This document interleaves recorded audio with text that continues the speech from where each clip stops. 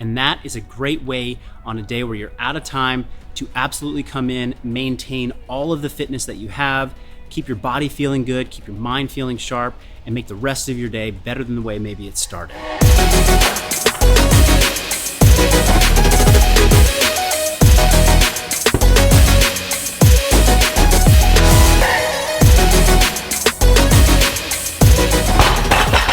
Life does not always go as planned. This morning, I had every intention of getting here right at 9 o'clock and just knocking out an awesome training session, getting a lot of fun things filmed for you all. And the reality was I didn't get here till 9:45. Something went a little haywire in the kid drop-off department. So life happens. And what I did instead was I got here and I thought, well, what is the most important stuff that I want to get done in the gym? How am I going to condense everything down into about 40 to 45 minutes? And so what I always do, and I never sacrifice on this, is prep has to happen. I can't just arrive from a hectic, fast-paced, kind of things didn't go my way kind of morning and then jump right into something tough.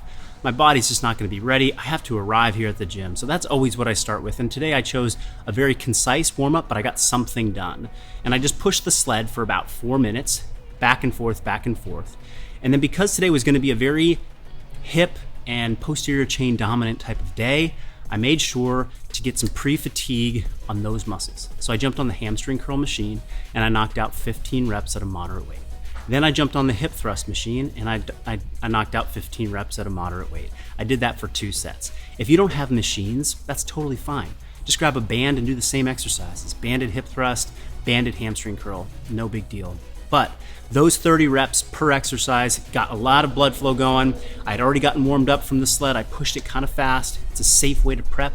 And so I did that first, and within about 8 minutes, I was actually ready to get going. Now, the second thing that I always like to get done in a training session is something for skill or strength adaptation. This could be speed strength, absolute strength, or something that's gonna work on a skill, power development, something like that.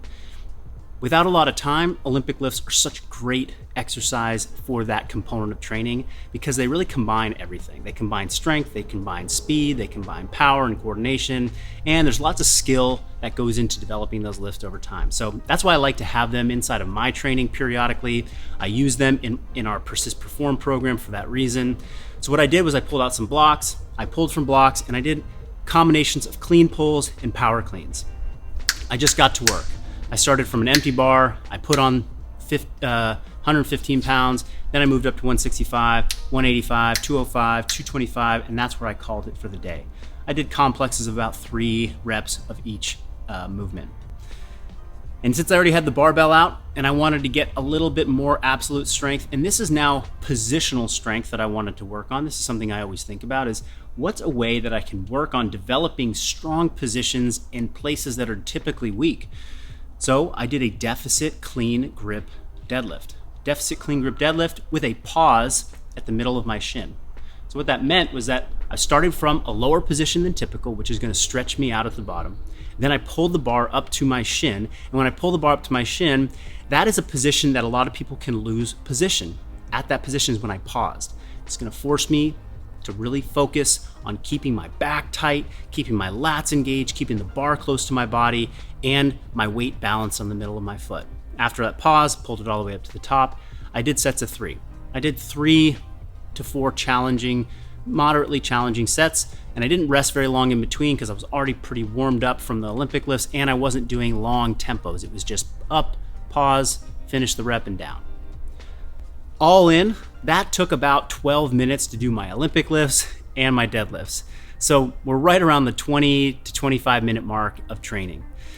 At this point, I wanted to get in a little bit more posterior chain, or sticking with this theme. I'm not going to go and do 2 or 3 different movement patterns because I don't have a lot of time.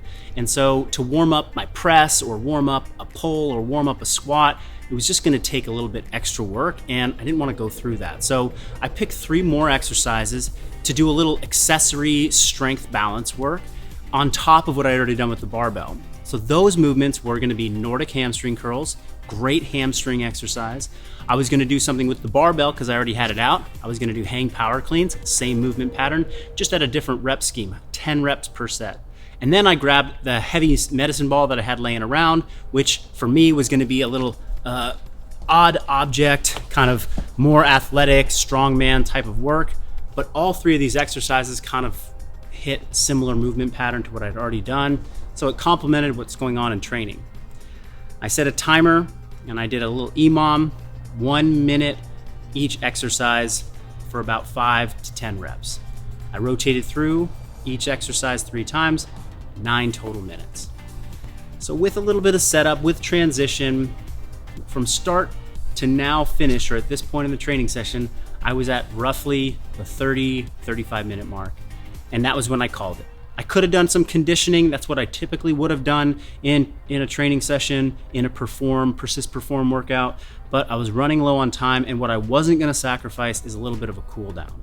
So I made sure that my cool down and my finisher was doing some isolation work, some stretching, some isometrics, a little bit of back therapy because I had just done a lot of bending.